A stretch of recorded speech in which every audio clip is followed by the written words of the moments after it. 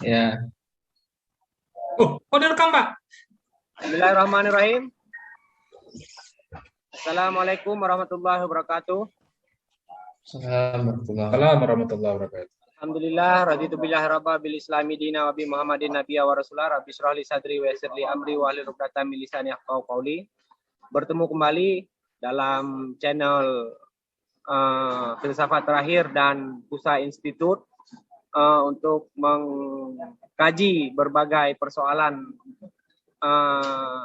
akademik, persoalan sosial dan sebagainya dalam yang dibahas melalui ruang sosial media kita. Terima kasih kepada Bapak Asror Mabrur Faza, doktor di bidang hadis, alumni dari UIN Makassar. Ini alma mater yang benar-benar kompeten dalam melahirkan pakar-pakar hadis di Indonesia. Jadi kepakaran Bapak Asror ini tidak perlu diragukan lagi, khususnya untuk bidang ilmu hadis. Demikian juga terima kasih kepada pembedah kita, yaitu Bung Alkaf, seorang pakar ilmu-ilmu keagamaan, alumni IAIN, UIN sekarang ya, IAIN UIN Araniri Banda Aceh, kemudian melanjutkan di IAIN yang juga sudah UIN Sunan Kalijaga di Yogyakarta. Beliau adalah seorang Islam yang sejati, yang sangat berperhatian kepada kajian ilmu-ilmu keislaman, dan gosip yang berkembang, beliau sedang kuliah di Universitas Islam ya, Universitas Muhammadiyah Yogyakarta ya, UMY. Jadi kepakaran beliau semakin mendalam tentang ilmu-ilmu keagamaan. Baik, seperti biasa kita perkenankan kepada pemateri kita. Kali ini kita akan membedah buku hadis-hadis bermasalah dalam Sahih Muslim. Ini merupakan penelitian yang sangat serius dari seorang pakar hadis yang melihat ada beberapa sisi kontroversial dalam beberapa hadis dari Sahih Muslim. Ini juga mengagetkan kita ya, terutama saya yang sangat sedikit pemahaman tentang latar belakang hadisnya. Karena secara common dan secara kesepakatan itu biasanya setahu kita hadis Bukhari dan hadis Muslim itu adalah hadis yang sudah dijadikan a priori ya sebagai landasan, salah satu landasan daripada keagamaan kita, baik mengenai persoalan akidah, persoalan fikih, persoalan sosial dan sebagainya. Tapi Bapak Dr. Asror Mabrur Faza menemukan beberapa persoalan yang perlu dibahas dalam Sahih Muslim. Nah, untuk mengetahui bagaimana isi dari buku tersebut, dan buku ini juga bisa dipesan ya, bisa dipesan kepada Bapak Asror, bisa juga kepada nomor WA 0813 6282 2732. Jadi bisa dipesan ke WA 0813 6282 2732 untuk mendapatkan buku tersebut. Dan saya lihat bukunya sangat diminati di beberapa kalangan kajian keagamaan, khususnya yang mengkaji tentang hadis. Baik, untuk mengetahui isi buku tersebut, kita perkenankan kepada Bapak Asror untuk mempresentasikan kajian tentang buku tersebut. Waktu kita persilahkan sekitar 20 atau 25 menit, kemudian nanti kita akan berdiskusi. Saya perkenankan kepada Bapak Asror untuk menyampaikan presentasinya. Bismillahirrahmanirrahim. Assalamualaikum warahmatullahi wabarakatuh. Waalaikumsalam. Alhamdulillah, wassalatu Waalaikumsalam. wassalamu ala Rasulillah wa ala alihi wa sahbihi wa man wala. Wala hawla wala quwata illa billah. Amma ba'd. Bismillahirrahmanirrahim. Rabbi shrah li sadri wa yassir li amri wa hlul 'uqdatam min lisani yafqahu qawli. Terima kasih kepada Pak Dr. Miswari dan kepada kandidat Dr. Bung Alkaf sudah memberikan kesempatan kepada saya untuk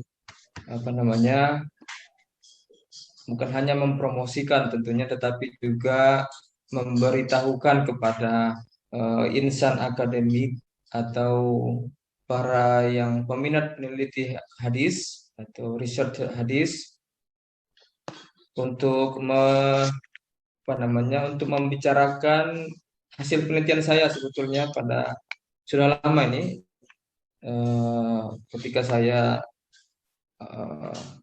pendidikan S2 atau magister ya di bidang studi Islam atau dirasah Islamiyah. Jadi saya diberikan peluang dan kesempatan untuk mengkaji, membahas tokoh-tokoh tentu saja di bidang hadis, karena hadis ini sudah sangat melekat dalam diri saya ketika di tingkat sarjana ya, tingkat pendidikan sarjana atau S1. Jadi hadis lebih saya cintai sebetulnya daripada studi Al-Quran. Nah, itulah yang membuat saya untuk mengkaji hadis, terutama terhadap tokoh-tokoh hadis ya, tokoh-tokoh hadis yang masyhur di kalangan para ulama. Ini slide-nya bisa saya tampilkan ini atau gimana? Bisa, Pak Asor tampilkan aja. Atau Miswari, saya mau tampilkan. Ya, oke. Ya, Miswari aja. Jadi hasil penelitian ini diberi judul dalam bentuk buku, tentunya sudah dalam bentuk buku, diberi judul hadis-hadis bermasalah dalam Sahih Muslim. Hadis-hadis bermasalah dalam Sahih Muslim sebetulnya biasanya kan orang menggunakan tanda kutip ya di antara bermasalah. Artinya hadis itu belum tentu bermasalah. Tetapi saya mencoba memberanikan diri untuk menulisnya secara jelas begitu, bahwa memang di dalam Sahih Muslim ada hadis-hadis yang bermasalah. Maka buku seperti yang pada slide yang kedua mungkin saya perlihatkan. Pada slide yang kedua itulah adalah buku yang merupakan hasil kontemplasi ilmiah atau pengkajian terhadap pustaka atau kitab-kitab yang mencoba mengkritisi ya, apa yang sudah dituliskan oleh ulama sekaliber misalnya Imam Muslim. Karena saya melihat pada saat itu ya, pada saat buku ini ditulis atau penelitian itu ditulis, saya bertanya juga kepada beberapa orang tokoh, siapa kira-kira tokoh atau ahli pakar hadis klasik yang belum banyak dikaji oleh para ulama atau para akademisi hadis ya. Maka saya melihat Imam Al-Bukhari sudah ada dalam bentuk disertasi ya, yang dikarang oleh atau ditulis oleh Muhaib bin Nur, Pak Profesor Dr. Muhaib bin. Ada lagi kitab Imam At-Tirmidzi, sudah ditulis oleh Dr. Sutarmadi. Nah, Al-Hakim juga sudah ada yang menulis tentang beliau, pengarang kitab Mustadrak Al-Hakim, Mustadrak ala Sahihain, yang ditulis oleh Imam Hakim, Al-Hakim.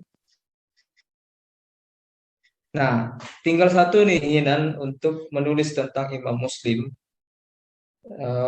terutama hadis-hadis yang tampak kontroversial atau hadis-hadis yang bermasalah di dalam Sahih Muslim itu. Perlu diketahui bahwa Sahih Muslim ditulis oleh yang bernama Abu Husain Muslim bin Hajjaj bin Muslim Al-Naisaburi Al-Kushairi Al-Naisaburi, bahwa beliau ini memang berasal dari Khurasan. Khurasan itu termasuk wilayah Iran sekarang. Dan di Khurasan itu ada kampung atau desa yang disebut dengan Nisabur atau Nisafur atau disebut dalam bahasa Arab Naisabur.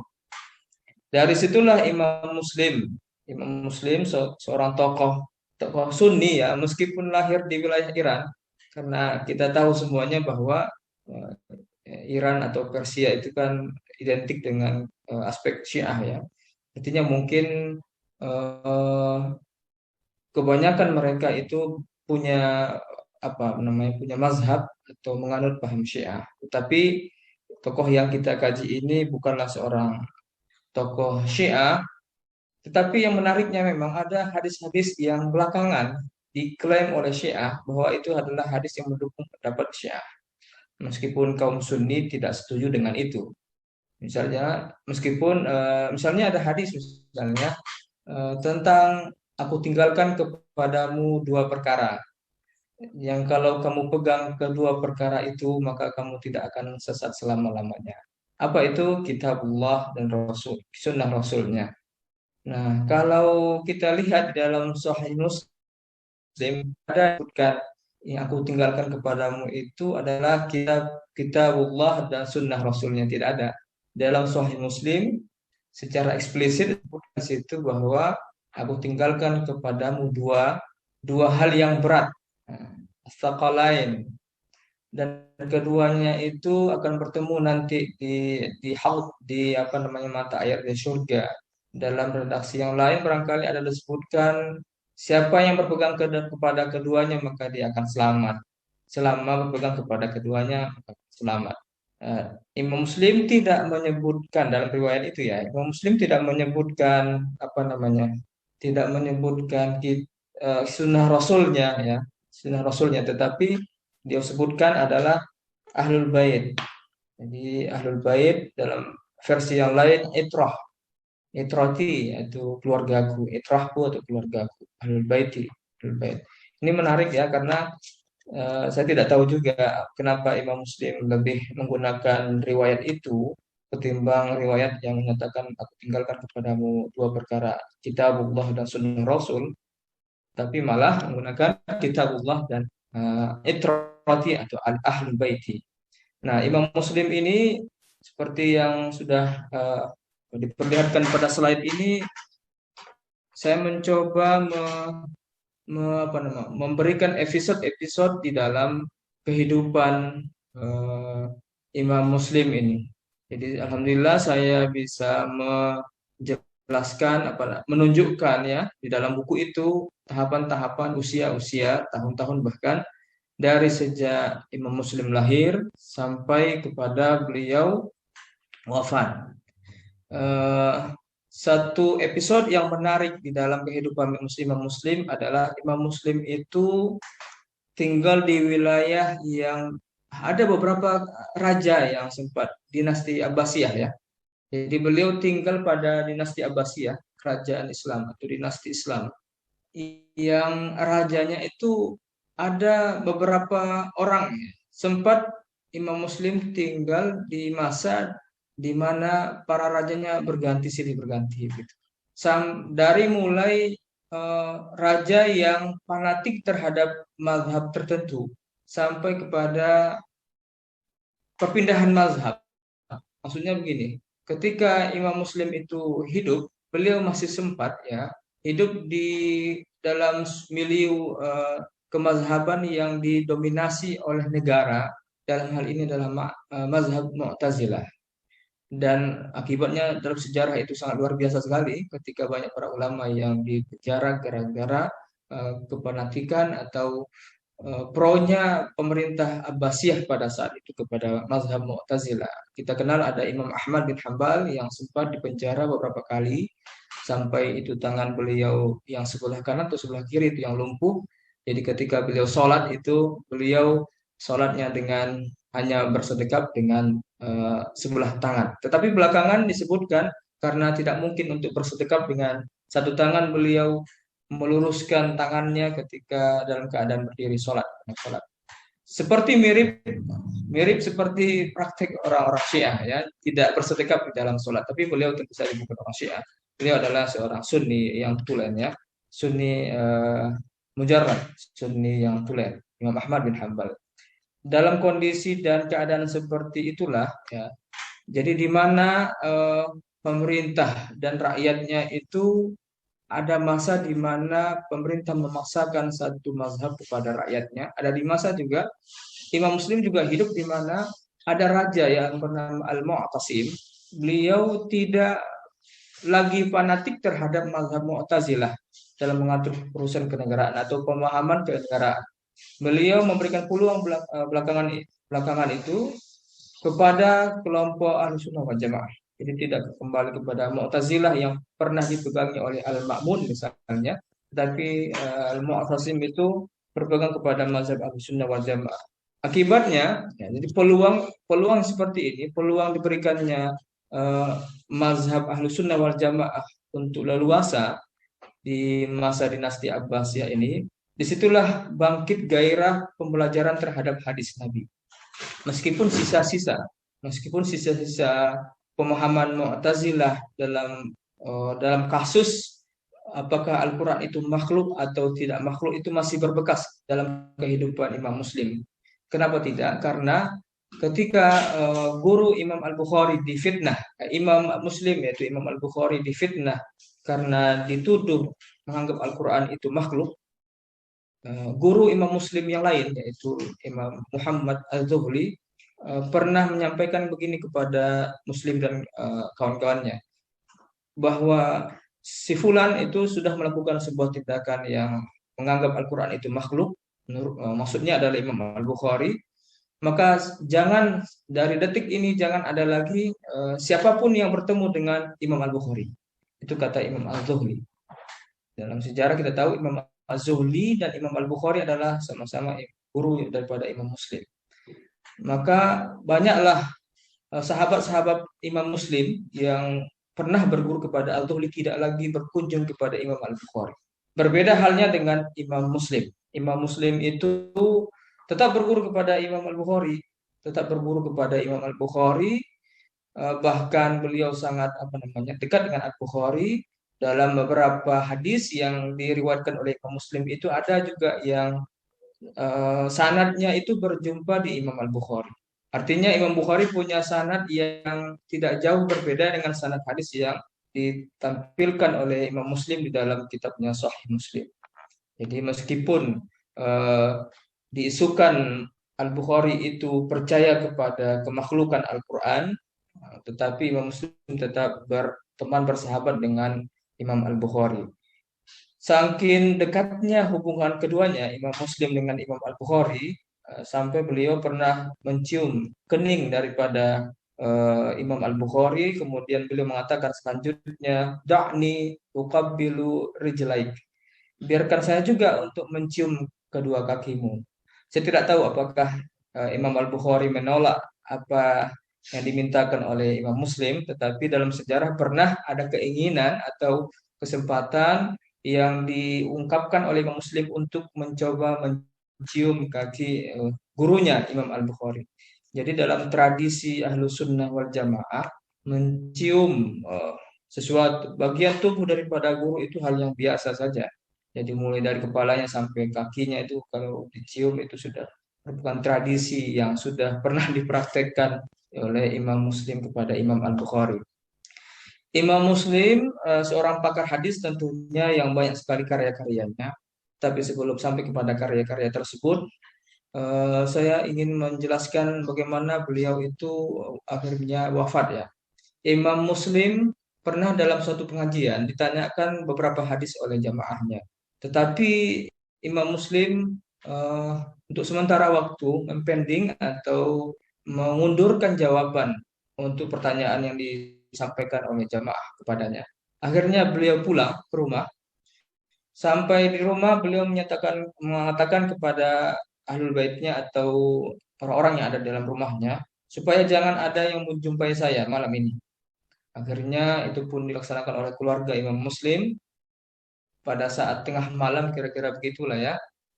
Ternyata di rumah itu sudah ada satu keranjang kurma, buah kurma, satu keranjang buah kurma. Ketika malam itu, itulah yang dinikmati oleh Imam Muslim. setiap kali Imam Muslim makan, ini adalah pemberian mungkin apa namanya, makan berkat barangkali ya istilahnya sekarang, pemberian dari seorang jamaah, beberapa orang jamaah, buah kurma yang dimakan oleh Imam Muslim ini ketika dia makan, setiap kali dia makan terbuka pikirannya untuk menjawab pertanyaan-pertanyaan yang diajukan oleh jamaah. Jadi memberikan inspirasi lah. Kalau kita mungkin barangkali kopi itu bisa membuka pikiran, tetapi Imam Muslim itu buah kurma itulah yang bisa membuka pikiran beliau. Tapi itu dimakan pada waktu malam ya, pada waktu malam. Demikian seterusnya, setiap kali makan buah kurma terbuka pikiran beliau kepada satu hadis atau beberapa hadis sampai pagi hari. Beliau tidak tidur, bahkan kurma yang satu keranjang itu pun habis. Keesokan harinya beliau sakit. Dan karena sakit inilah Allah mentakdirkan beliau untuk meninggal dunia, maka beliau pun meninggal dunia pada abad ketiga Hijriah. Kemudian di antara karya-karya Imam Muslim itu banyak sekali ya. Ada yang sampai kepada kita, ada yang tidak sampai kepada kita. Misalnya yang tidak sempat kita baca gitu atau tidak ditemukan kitab apanya, wujud kitab fisiknya. Mungkin isi kitab itu ada dalam kitab lain, tetapi tidak sampai kepada kita. Misalnya kitab At-Tamyiz yang ditulis oleh Imam Muslim. Kitab itu tidak sampai kepada kita, tetapi isinya mungkin ada pada kitab-kitab yang lain. Banyak sekali karya Imam Muslim, tapi yang paling fenomenal atau monumental atau masterpiece daripada Imam Muslim ini adalah kitab Sahih Al-Bukhari. Kitab Sahih Al-Bukhari. Kitab Sahih Al-Bukhari adalah kitab yang sangat luar biasa, maka ditempatkan pada peringkat pertama dengan Sahih Al-Bukhari. Jadi Sahih Muslim dengan Sahih Al-Bukhari itu ditempatkan pada satu level. Kenapa ditempatkan pada satu level? Karena ada banyak sekali para ulama yang menyebutkan bahwa kedudukan dua kitab ini mengalahi atau mengatasi, berada pada tingkat atas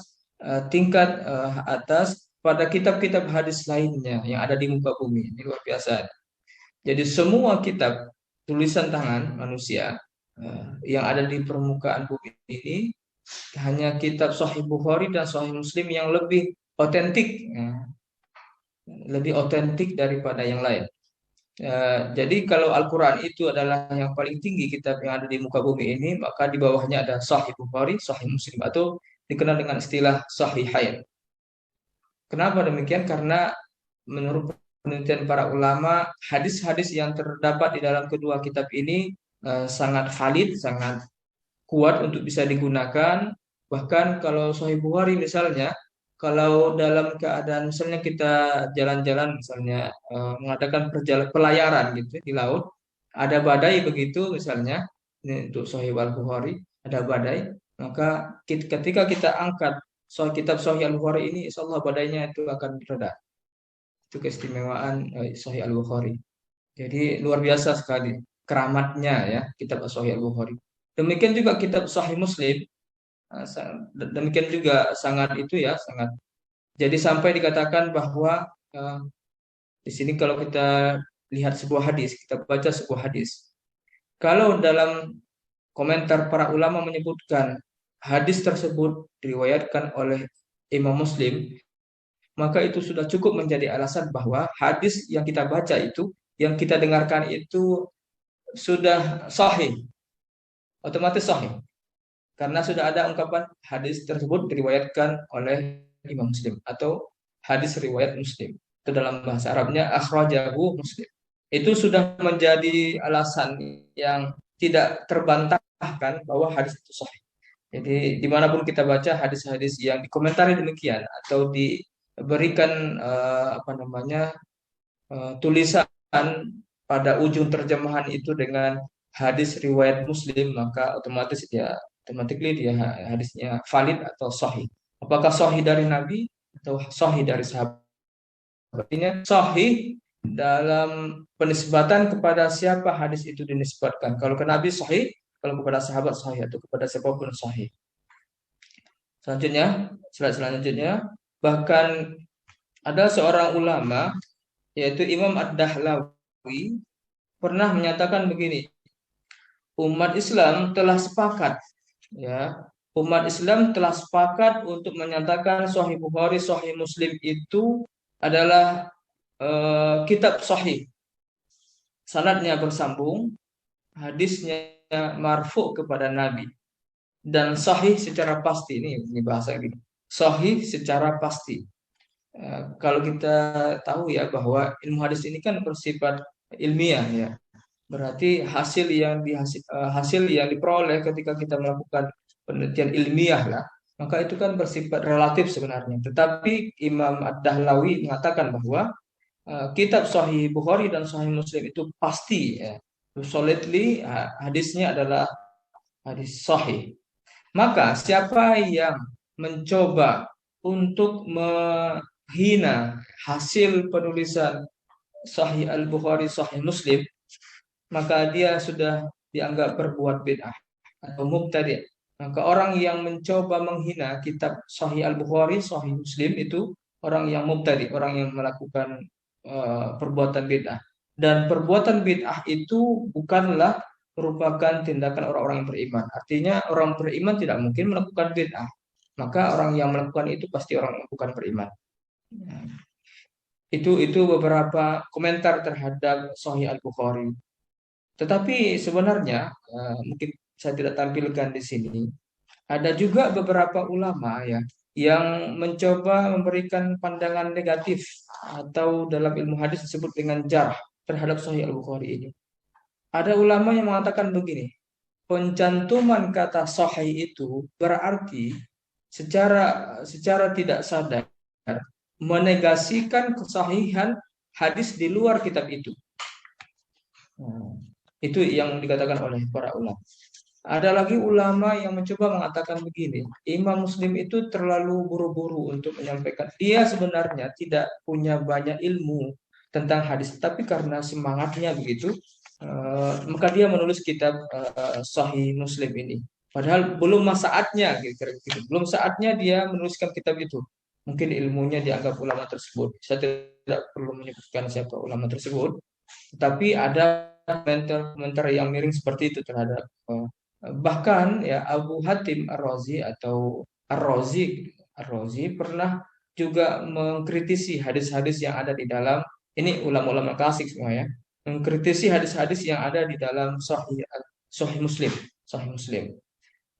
Meskipun akhirnya Imam Muslim mencantumkan di dalam kitab sahihnya, dia belum mengatakan begini, setiap yang diberi isyarat oleh Ar-Razi bahwa hadis ini berillat, saya akan tinggalkan. Dan seluruh hadis yang tidak diberi isyarat berillat, illat itu adalah semacam apa namanya, cacat, ya, hadis yang kalau dulu disebut sebagai hadis yang punya cacat.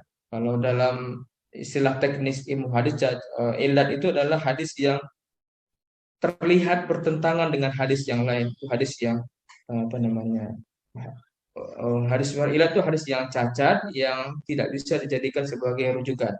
Itu hadis yang berillat.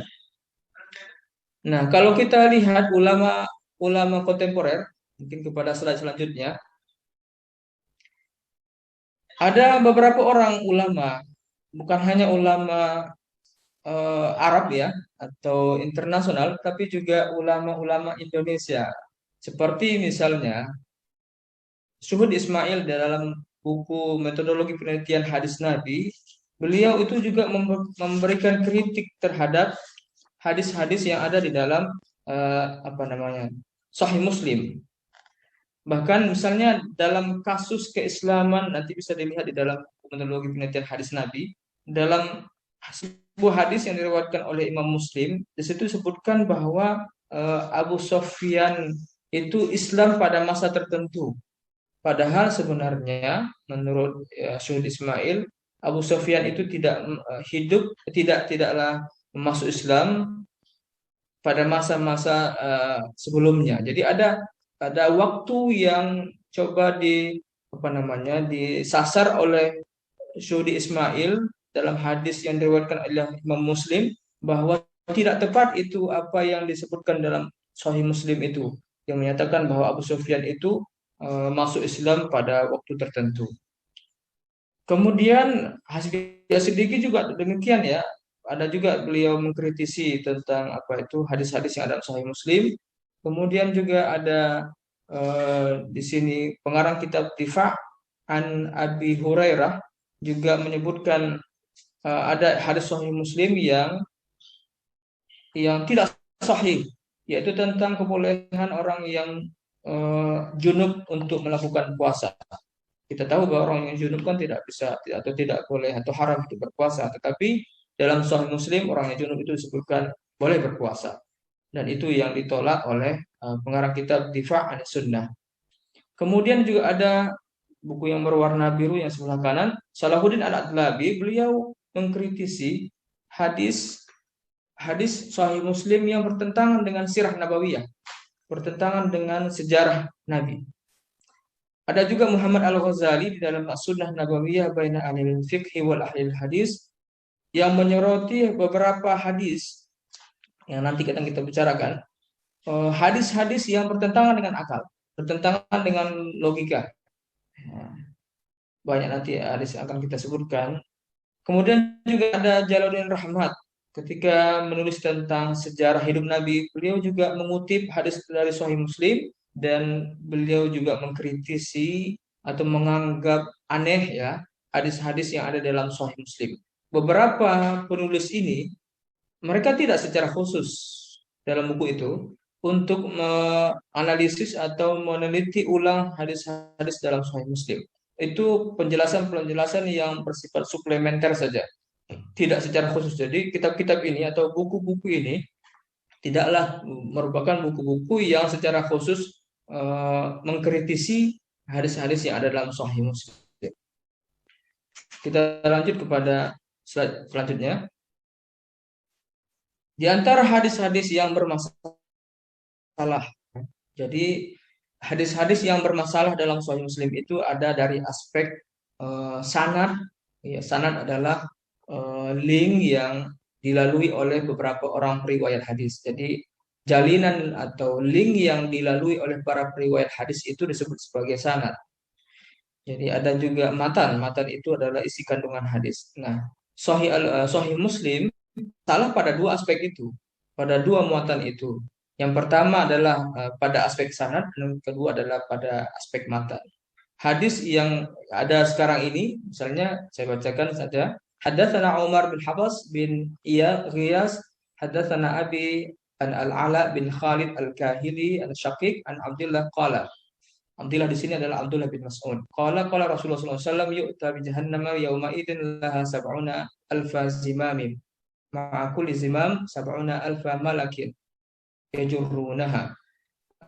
Jadi hadis ini diriwayatkan oleh Imam Muslim dari Umar bin Hafs, dari ayahnya yaitu Hafs, dari Al-Ala bin Khalid Al-Kahili, dari Syaqiq, dari Abdullah. Nah, kalau kita lihat hadis ini, ya, hadis ini seolah-olah bersambung kepada Nabi. Artinya hadis ini diucapkan oleh Nabi melalui riwayat Abdullah, yaitu Abdullah bin Mas'ud. Nabi menyampaikan bahwa neraka jahanam itu punya kepala penjaganya itu ada beberapa malaikat, yaitu 70.000 malaikat. Di bawah 70.000 kepala itu ada lagi 70.000 orang yang malaikat yang menjaga neraka jahanam. Nah, yang menjadi persoalan di sini adalah sanadnya, jalur sanadnya. Terutama pada periwayat yang bernama Al-Ala bin Khalid Al-Kahili. Imam Ad-Daruqutni menyebutkan hadis ini tidak sampai kepada Nabi. Ya, tidak sampai kepada Nabi. Jadi hanya sampai kepada riwayatnya mauquf ya, mauquf. Riwayat mauquf itu hanya sampai kepada sahabat Nabi. Tidak sampai kepada Nabi. Tapi dalam Sahih Muslim ini sampai kepada Nabi. Artinya, kalau dinisbatkan kepada Nabi, hadis itu menjadi terputus. Karena sebetulnya, menurut Ad-Daruqutni, bahkan Ad-Daruqutni menyatakan bahwa para periwayat yang lain Misalnya Sufyan Ats-Tsauri menyatakan meriwayatkan hadis ini dari secara mauquf, ya tidak sampai kepada Nabi. Kalau sampai kepada Nabi sebutkan misalnya musnad ya atau marfu, tetapi ini mauquf saja sampai kepada sahabat Nabi saja. Jadi Al-Ala bin Khalid Al-Kahili itu hanya meriwayatkan hadis sampai kepada sahabat Nabi. Tapi kalau kita lihat kitab biografi periwayat hadis, Al-Ala bin Khalid itu bahkan ya tidak pernah berjumpa dengan sahabat Nabi. Ya. Itu jadi persoalan juga. Al-Ala bin Khalid tidak pernah berjumpa kepada sahabat Nabi. Kalau dengan demikian bahwa Khalid Al-Ala itu seorang tabi'in, tapi tidak pernah berjumpa kepada sahabat. Artinya dia hidup di masa tabi'in. Tentu saja tabi'in tidak berjumpa dengan Nabi kan, hanya berjumpa dengan sahabat secara umum ya, pada umumnya. Tetapi untuk hadis ini Al-Ala tidak mendapatkannya dari sahabat Nabi. Jadi hadis ini memang tidak bisa kita nisbatkan kepada Nabi ya, tidak bisa kita nisbatkan kepada Nabi. Intinya begitu. Jadi hadis ini hadis yang terputus. Kalau hadis yang terputus otomatis hadisnya dhaif. Kita lanjut pada hadis berikutnya. Pada hadis yang kedua ini, misalnya disebutkan bahwa Imam Muslim mendapatkan hadis ini dari Ahmad bin Sa'id, kemudian mendapatkan hadis dari Rauh, kemudian Zakaria bin Ishaq, kemudian Amru bin Dinar, kemudian dari Jabir bin Abdullah. Hadis ini berbicara tentang bahwa jikalau seorang muslim menanam satu pohon atau tanaman, kemudian tanaman atau pohon itu dimakan oleh hewan atau burung-burung begitu, maka itu menjadi pahala sedekah bagi orang yang menanam. Menjadi pahala sedekah bagi orang yang menanam tanaman itu. Hadis ini pun sebenarnya tidaklah diriwayatkan Amru bin Dinar dari Jabir. Jadi menurut komentar terhadap hadis ini, Amru bin Dinar itu tidaklah meriwayatkan hadis dari Jabir bin Abdullah. Untuk hadis ini tidak meriwayatkan hadis tersebut dari Jabir bin Abdullah. Yang sebenarnya adalah hadis tersebut menurut Abu Mas'ud Ad-Dimashqi, yang terkenal bahwa Abu Az-Zubair lah yang meriwayatkan hadis dari Jabir bin Abdullah, bukan Amru bin Dinar. Jadi ada kesalahan penyebutan nama dan tentu saja penyebutan orang. Kalau Imam Muslim menyebutkan Amru bin Dinar menerima hadis dari Jabir bin Abdullah dari Nabi, tetapi menurut ulama yang bernama Abu Mas'ud Ad-Dimashqi, hadis ini tidak diriwayatkan oleh Amru bin Dinar dari Jabir bin Abdullah, tetapi diriwayatkan oleh Abu Az-Zubair dari Jabir bin Abdullah. Jadi ada kesalahan penyebutan nama. Maka hadis seperti ini juga termasuk kategori dhaif ya, termasuk pada kategori dhaif. Selanjutnya, hadis yang ketiga, tidak banyak hadis yang disampaikan sini. Hadis yang ketiga yang juga menjadi bahan kritikan penulis dan para ulama lainnya terhadap Sahih Muslim ini adalah hadis tentang malaikat maut yang dipukul atau ditampar oleh Nabi Musa alaihissalam.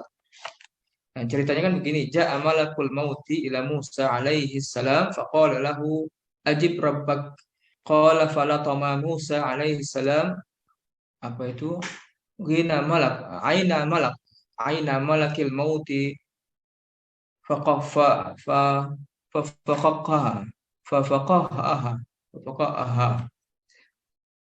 Hadis ini menunjukkan bahwa ketika malaikat maut datang kepada Nabi Musa, lalu malaikat maut menyatakan begini, penuhi panggilan Tuhanmu gitu ya.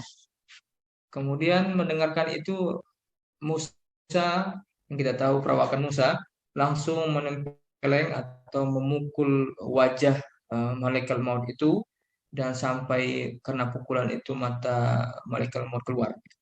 Dan setelah kejadian itu malaikat maut kembali kepada Allah dan melaporkan bahwa hambamu itu tidak mau untuk dicabut nyawanya. Nah, kisah ini kan menarik nih. Ada seorang nabi dijumpai oleh malaikat maut, lantas memukul malaikat maut, maka malaikat maut itu matanya keluar, maka ini sangat menarik kalau kita kaji lebih dalam ya. Muhammad Al-Ghazali dalam bukunya Sunnah An-Nabawiyah Baina Ahlil Hadis wa Ahlil Fiqhi menyebutkan bahwa riwayat ini riwayat yang apa ya? Riwayat yang tidak masuk akal. Mana mungkin malaikat bisa dipukul gitu ya. Itu pertama. Yang kedua, bagaimana mungkin seorang nabi yang tidak mau berjumpa dengan Allah? Artinya perjumpaan dengan Allah itu kan pada umumnya manusia melalui kematian. Jadi Nabi Musa digambarkan dalam hadis ini orang yang sangat benci kematian, orang yang membenci kematian sampai dia memukul malaikat maut. Apakah dia tahu malaikat maut itu, apakah itu dia tahu yang menjumpainya itu adalah malaikat atau tidak, itu wallahu alam. Tetapi yang jelas ketika disebutkan ajib rabbak, penuhi panggilan Tuhanmu, maka malaikat apa Nabi Musa itu menempeleng malaikat maut. Itu luar biasa. Hadis ini yang dikomentari oleh Muhammad Al-Ghazali dari aspek matan sekarang, dari aspek matan. Jadi hadis ini dikatakan oleh beliau sesuatu yang tidak masuk akal. Pertama tadi karena bagaimana mungkin malaikat maut itu ditampar begitu saja oleh Nabi Musa sampai keluar matanya. Yang kedua, apakah betul Nabi Musa itu membenci kepada kematian? Kalau kita lihat penjelasan para ulama tentang ini, ada yang mencoba menjelaskan bahwa ya malaikat maut itu kan mungkin muncul dalam sosok seorang manusia ya. Jadi sama seperti manusia lainnya yang secara fisik itu punya kelengkapan organ tubuh ya. Jadi ketika tampil di hadapan malaikat Nabi Musa, dia dipukul ya. Akibatnya tentu dia mungkin seperti halnya dia. Kalau matanya yang dipukul, matanya yang luka atau matanya yang apa itu, yang rusak gitu. Ada lagi yang mengatakan ya karena Musa tidak mengenal orang tersebut, maka dia memukulnya dan dia tidak tahu seperti layaknya Anda ketika Anda didatangi oleh seseorang lalu ingin mencabut nyawa Anda, pasti Anda merasa apa ya? Kok aneh begitu ada orang yang baru jumpa minta cabut nyawa begitu.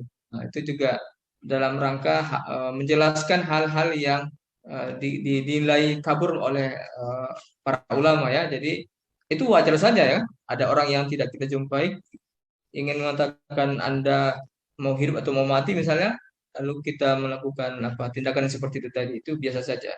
Tapi yang tidak masuk akal itu adalah Nabi Musa itu diberi gambaran orang yang benci kepada kematian. Dan inilah mungkin yang mengakibatkan hadis ini dari aspek matanya itu bermasalah. Dari aspek matanya bermasalah.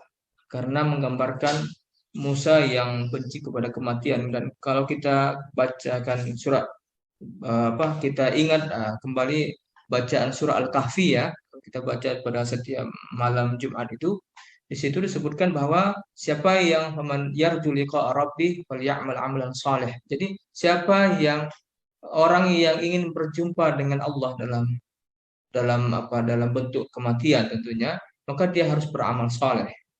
Nah, otomatis hanya orang yang baiklah yang berharap berjumpa dengan Allah.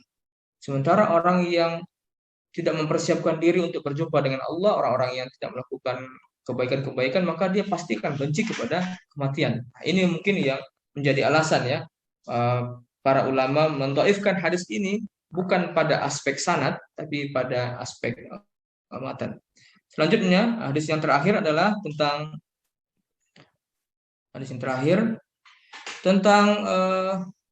apa surah yang pertama kali diturunkan. Nah, kalau kita baca hadis ini ya, dari aspek matannya saja misalnya, hadis ini diriwayatkan oleh Sahih Muslim. Dalam Sahih Muslim, eh, Yahya mengatakan, Sa'altu Aba Salamah, saya bertanya kepada Aba Salamah, apa ayat Quran yang pertama kali diturunkan? Ayul Qur'ani unzila qabl. Maka Abu Salamah menjawab, ya ayyuhal mudaththir. Kemudian Yahya bertanya lagi, bukankah Iqra? Gitu ya. Kemudian Abu Salamah menjawab lagi, pertanyaanmu itu adalah seperti yang pernah saya tanyakan kepada Jabir. Jadi yang pernah saya tanyakan kepada Jabir bin Abdullah, apa ayat Quran yang pertama kali diturunkan? Maka Jabir menjawab, ya ayyuhal muddatsir.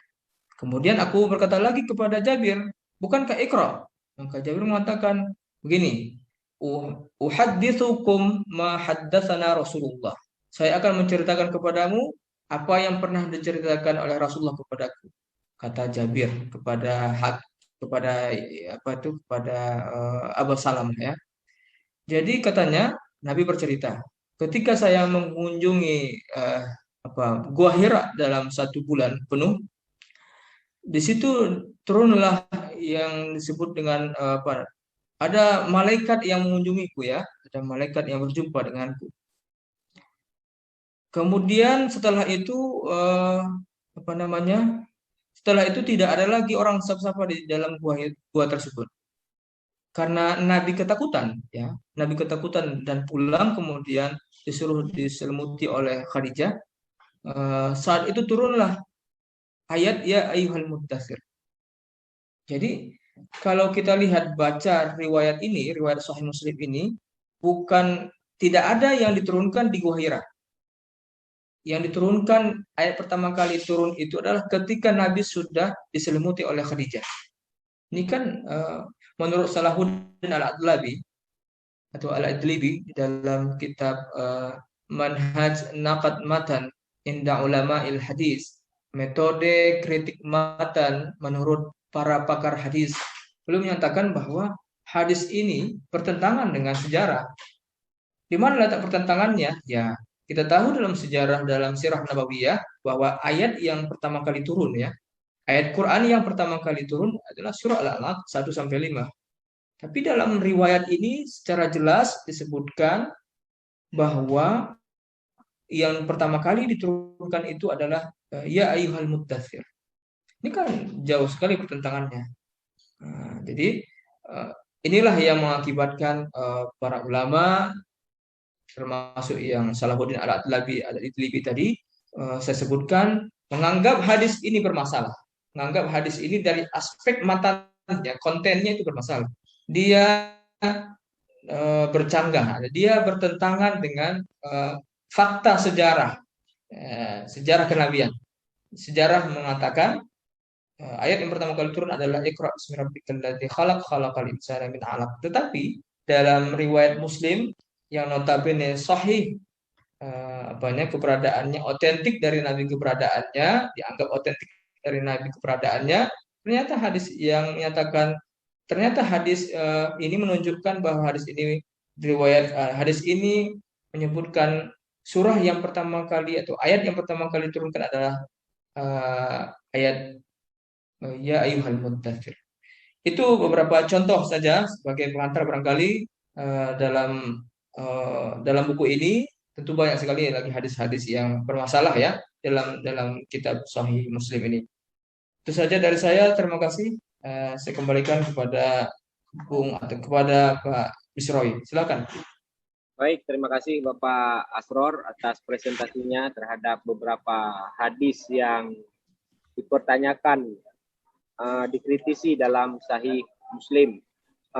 Ini mungkin untuk lebih jelasnya bisa kita kaji lebih khusus di dalam bukunya, yang juga nanti ada beberapa banyak persoalan yang dibahas secara lebih rinci dan lebih mendalam. Baik, terima kasih. Selanjutnya, karena waktu kita juga sudah mepet, Bapak Bung Alkaf juga ada pertemuan pada jam 11 katanya, sehingga langkahnya begini, Bung Alkaf merespon ini sekitar 1-2 menit, kemudian saya meresumenya, kemudian langsung dijawab oleh Pak Asror untuk langsung kita tutup acara ini karena memang dengan kesibukan masing-masing. Ya, silakan kepada Bung Alkaf tanggapan-tanggapannya selaku pakar kajian Islam, silakan. Ya, terima kasih Dr. Asror ya. Eh, ini kajian pertama dalam forum ini yang sangat apa ya, sangat rigid ya. Nah, ini yang disebut rigid ya ini Pak Mis. Jadi kita benar-benar berada dalam sebuah diskursus keilmuan yang ketat gitu ya. Dari penjelasan banyak Pak Asror, ya, saya hanya bisa menyimak, tetapi ada pertanyaan-pertanyaan yang menggelayut dalam pikiran saya ketika hadis dan juga Quran tentunya sebagai sumber yang otoritas mengenai agama kita, karena dia bicara tentang hal yang sangat-sangat penting dalam agama kita, dalam agama Islam, ya, tentang Tuhan, tentang Nabi, ya, tentang ajaran dan sebagainya. Khusus tentang hadis ini, sebagai orang yang di luar studi hadis, ya, kita sering membaca, ya, terutama tentang bagaimana bahwa riwayat-riwayat hadis ini kan dirawikan oleh orang lain. Dia mendengar Nabi Muhammad, melihat Nabi Muhammad, bahkan juga berbicara dengan Nabi Muhammad. Jadi mereka kemudian menjadi juru bicara atau penutur dari apa yang dia temukan atau dia dengar atau dia interaksi dengan Nabi Muhammad. Pertanyaan saya adalah sejauh mana ini merupakan secara ini ya Pak Asror ya, secara keilmuan hadis ya. Bagaimana keilmuan hadis ini menyelesaikan perkara ini bahwa yang sampai ke kita itu bukan dari nabinya, tapi yang sampai ke kita adalah orang yang mendengarkan atau melihat sesuatu dari Nabi kemudian menyampaikan bahwa saya melihat Nabi seperti ini, saya mendengar Nabi seperti ini gitu. Sehingga kita bisa tahu bahwa lah ini yang diinginkan Nabi ya ini disampaikan Nabi yang sesungguhnya sebagai pemilik pemilik Islam yang paling otoritatif kan Nabi ya, karena dia langsung datang dari Tuhan melalui Jibril. Tetapi bagaimana kita tahu bahwa itu yang diinginkan oleh Nabi, itu yang disampaikan oleh Nabi, bukan hasil daripada interpretasi atau penafsiran-penafsiran orang-orang yang melihat dan berinteraksi dengannya. Nah, itu kira-kira Pak Asror yang ingin saya tanyakan adalah bagaimana keilmuan hadis itu menjelaskan hal tersebut. Karena, ini sekali lagi Pak Miswari, sering sekali bahwa hadis dan juga Quran itu lalu menjadi alat bagi orang-orang yang ingin melakukan penguasaan terhadap agama. Dia bisa mengatakan bahwa ini adalah Nabi, bahwa ini adalah keinginan Tuhan, dan sebagainya. Padahal bisa jadi itu bukan keinginan maksud dari Nabi atau Tuhan yang sesungguhnya. Saya kira itu saja Pak Miswari tanggapan saya pada Pak Asror. Dan itu sekaligus adalah pertanyaan. Terima kasih. Ya, saya coba ulangi ya. Mungkin apa yang saya ulangi ini malah menjadi lebih reduktif apa yang diinginkan oleh Bung Alkaf untuk nanti dijawab. Inilah yang saya katakan tadi itu. Jadi bayangkan saya masih hidup di sini, kita mesti berinteraksi bertiga, dan bisa-bisa yang Pak Mis ulangi itu reduktif dari apa yang saya sampaikan tadi. Nah, bayangkan dengan kisah-kisah hadis tadi, ya kira-kira begitu. Ya, ini ya gimana Pak Mis? Ini mengingatkan saya kayak kuis apa itu yang dia komunikata ya kalau nggak salah. Ada jaringan kata atau kalimat yang disebarkan dari orang ke orang secara bertahap, dan semakin jauh tahapannya itu reduksinya itu menjadi semakin banyak, semakin bermasalah ya. Nah, ini dalam proses transformasi informasi ini tidak bisa dihindarkan. Dan mungkin juga dalam hadis juga seperti itu, karena orang yang melihat apa yang diucapkan Nabi, kemudian apa yang dilihat daripada perbuatan dan sikap-sikap Nabi, dan ini menjadi salah satu sumber dari hadis, bukankah dia itu menginterpretasikan lagi apa yang Nabi ucapkan, apa yang dilihat dari Nabi dan sebagainya, lalu diriwayatkan secara terus-menerus hingga sampai ke tangan Muslim misalnya, atau sampai ke tangan Bukhari. Nah, bagaimana problem ini diselesaikan dalam ilmu hadis? Itu yang dari Bung Alkaf. Saya sendiri juga ada yang mengganjal, yaitu tentang persoalan banyak kritik terhadap sanad hadis itu ditolak karena salah satu alasannya itu adalah tidak sesuai dengan kajian sejarah. Jadi ada perspektif sejarah yang dianggap bertentangan dengan masalah perawian ini. Nah, saya rasa saya coba tanyakan kepada Pak Asror, bagaimana kalau problem ini diatasi dengan yaitu sebaliknya. Karena sejarah itu sendiri juga simpang siur. Sejarah dalam Islam itu kan simpang siur, dia itu baru hadir ke kita beberapa abad setelah Nabi Muhammad, baru sejarah itu ditulis dengan baik.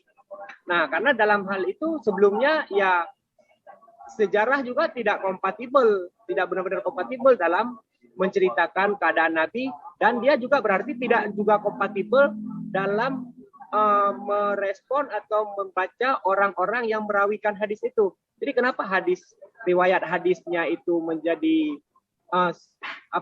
sanad-sanad hadisnya itu menjadi dianggap bermasalah ketika tidak sesuai dengan sejarah, sementara sejarah itu sendiri bermasalah kalau menurut saya.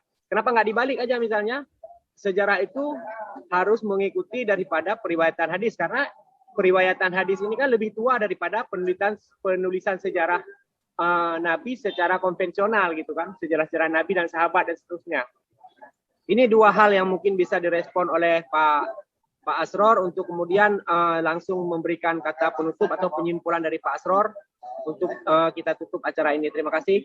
Saya berikan waktu sekitar 2-3 menit kepada Bapak Asror. Silakan. Baik, terima kasih. Luar biasa nih pertanyaannya. Dan pertanyaan ini sebetulnya bisa satu buku ini jawabannya nih.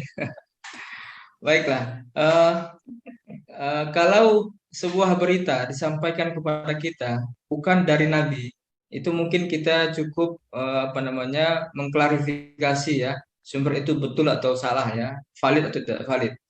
Tetapi kalau kita sampai kepada kita berita sesuatu yang dinisbatkan kepada Nabi, jadi problem ketika kita hanya berhenti pada mengklarifikasi itu saja, apakah riwayat atau hadis itu betul atau tidak.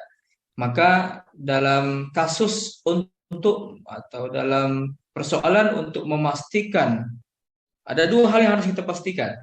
Ketika kita sampai kepada kita Nabi, ketika ada hadis Nabi sampai kepada kita, atau ketika kita membaca hadis Nabi, atau ada orang yang menyampaikan hadis kepada kita, atau kita dengar ceramah, dia menyebutkan hadis dan kita dengarkan, maka ada dua hal yang kita harus pastikan. Yang pertama, kita pastikan sumbernya dulu. Jadi memastikan sumber hadis itu. Yang kedua, memastikan, tadi ada pertanyaan dari Bung Alkaf, maknanya, apakah itu yang diinginkan oleh Nabi? Makna itu dari inginkan oleh Nabi atau tidak? Dalam memastikan sumber, para ahli hadis menggunakan ilmu jarah wa ta'dil. Jadi di dalam memastikan apakah betul orang-orang yang berada pada link atau jalur periwayatan dari orang-orang yang berjumpa dengan Nabi pertama kali, sahabat Nabi, terus kepada muridnya, tabi'in dan seterusnya, sampai kitab hadis itu dituliskan, maka kita harus uji mereka semuanya itu dalam ilmu jarah wa ta'dil. Ilmu jarah dan ta'dil itu adalah ilmu yang digunakan untuk mengkaji seluk-beluk para periwayat hadis itu. Dari mulai penulis kitab hadis Sahih Bukhari misalnya, pada gurunya Imam Al-Bukhari, sampai kepada sahabat Nabi yang sahabat itu berjumpa langsung dengan Nabi. Jadi memastikan sumber. Apa yang kita perlu pastikan dari mereka-mereka ini, dari periwayat hadis? Pertama, kita pastikan dulu nama mereka. Kita pastikan tahun wafat mereka. Tahun wafat mereka dengan tahun wafat yang guru dan muridnya itu kira-kira dalam hitungan-hitungan apakah mereka kemungkinan berjumpa atau tidak. Kemudian kita pastikan riwayat itu tinggal di mana, pernah ke daerah mana, dan apakah singgahnya dia ke daerah tertentu itu memungkinkan dia berjumpa dengan gurunya atau dijumpai oleh muridnya atau tidak. Kemudian lagi kita sebutkan juga komentar para ulama terhadap riwayat itu. Apakah dia dipercaya atau tidak bisa dipercaya. Kemudian hadis yang diriwayatkan itu kira-kira apakah ada kemungkinan plagiasi atau penyusupan atau distorsi terhadap penyampaian-penyampaian itu.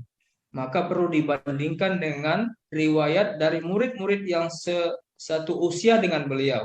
Misalnya beliau adalah salah satu murid si fulan, maka periwayatnya dia itu harus dibandingkan dengan sesama rekannya yang lain yang dalam satu guru. Itu namanya memastikan sumber. Apakah mereka ini orang-orang yang berada pada tingkat sahabat dan seterusnya, sahabat tabi'in sampai kepada penulis kitab hadis ini betul-betul punya acceptability atau punya orang otoritas untuk menyampaikan hadis dari Nabi atau tidak.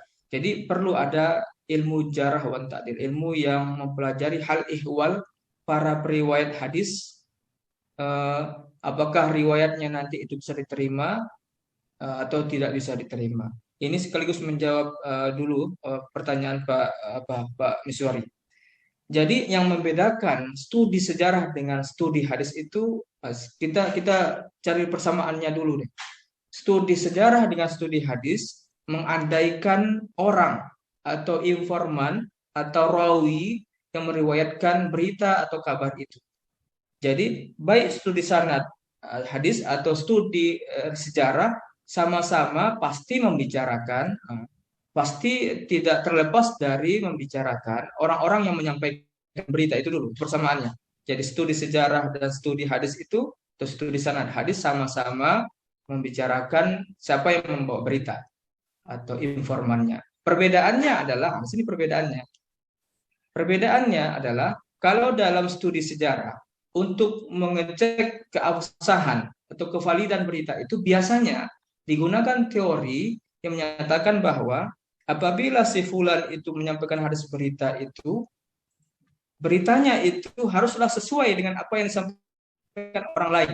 Nah, jadi ada komparasi, ada perbandingan untuk mengecek keabsahan itu. Jangan sampai si fulan menyampaikan berita yang berbeda dengan apa yang disampaikan fulan yang lain. Jangan sampai informan ini menceritakan sesuatu yang tidak atau bertentangan dengan apa yang disampaikan informan yang lain. Jadi ada upaya meng-cross-check keabsahan itu dengan melihat kontennya berita itu ada tidak disampaikan oleh yang lain atau tidak ada sama sekali. Nah, kalau yang disampaikan mereka itu ada dan tidak bertentangan dengan apa yang disampaikan informan ini, maka absahlah berita itu, kan begitu. Absahlah berita itu atau validlah berita itu. Nah, berbeda dengan studi hadis. Kalau studi hadis itu tidak sampai di situ saja, harus sampai kepada menelusuri identitas orang yang meriwayatkan hadis. Bukan hanya identitas geografis misalnya atau identitas nasab misalnya, siapa orang tersebut, siapa namanya, keturunan siapa, bangsa mana, kira-kira pernah mencari hadis kemana, apakah dia berjumpa dengan gurunya, apakah muridnya berjumpa dengan dia. Tidak hanya sebatas itu, tapi juga mendiskusikan tentang paham keagamaan yang dianut oleh pembawa berita itu. Nah, disitulah letak jelemetnya atau apa namanya tadi bahasa rumitnya kajian tentang sanad hadis. Jadi kita dalam ilmu tahrir, dalam ilmu studi sanad itu memastikan si fulan itu siapa namanya, dari mana dia berasal, apakah ada kemungkinan untuk berjumpa antara dia dengan gurunya, dia dengan muridnya, apakah pernah menetap pada satu tempat yang dimana tempat itu juga pernah dikunjungi oleh gurunya atau pernah bermukim di situ muridnya, sampai kepada hal-hal seperti itu. Bahkan ada lagi Bung Alkaf dan Pak Miswari, kalau ternyata periwayat itu punya cacat bukan cacat intelektual ya, cacat intelektual itu maksudnya dia lupa apa yang dia sampaikan. Cacat apa? Cacat kewibawaan, muruah, cacat muruah. Jadi ada seorang pencari hadis ya, ketika dia mau menjumpai guru hadis, dilihatnya guru hadis itu sedang menyampaikan hadis sambil berdiri. Orang yang berniat mengambil hadis dari guru tadi tidak jadi mengambil hadis dari situ, karena menurut dia tidaklah pantas hadis itu sambil berdiri. Akibatnya dia tidak jadi mengambil hadis dari guru yang menyampaikan hadis berdiri itu. Ada lagi yang tidak jadi mengambil hadis dari seorang guru ketika gurunya itu memanggil binatang begitu, mengambil binatang dengan sesuatu, kemudian setelah binatang itu datang ternyata tidak dikasih makanan gitu. Itu namanya menipu binatang ya.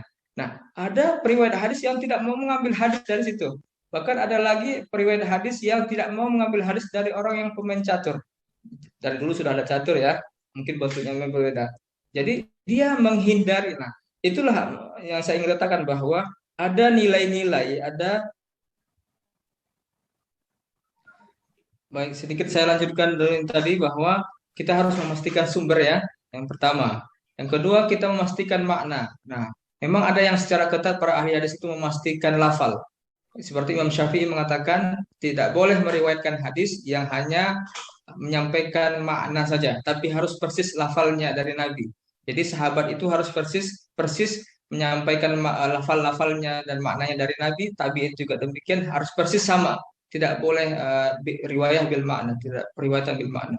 Itu menunjukkan bahwa memang di antara para ulama ada yang secara ketat memastikan lafal-lafalnya itu sendiri, huruf-hurufnya itu sendiri ada yang dari Nabi. Tapi ada juga ulama yang tidak terlalu ketat dalam persoalan itu. Yang penting adalah maknanya. Nah, apakah makna itu yang diinginkan oleh Nabi Shallallahu Alaihi Wasallam? Begini, saya memberikan merekomendasikan beberapa cara dalam memahami makna hadis itu. Yang pertama tentunya kita harus mempelajarinya dari aspek dari sudut kebahasaan. Ya, karena kalau itu terbukti, maka kita lanjut kepada dari aspek konteksnya. Hadis itu diungkapkan dalam kasus tertentu yang bisa diberlakukan untuk kasus secara umum atau tidak. Itu yang kedua. Yang ketiga adalah kalau bisa diperlakukan secara umum untuk untuk semua keadaan, semua tempat, misalnya hadis itu berlaku secara universal ya, berlaku di semua tempat, di semua kalangan, di semua situasi dan keadaan, maka kita perlu juga melihat dalam konteks keindonesiaan atau kekinian. Jadi untuk hadis-hadis yang non ibadah, hadis-hadis muamalah begitu, hadis-hadis politik, menurut hemat saya perlu juga dibaca konteks pengamalan hadis itu. Konteks livingnya seperti apa? Apakah hadis itu mengharuskan kita untuk menerapkan mengamalkan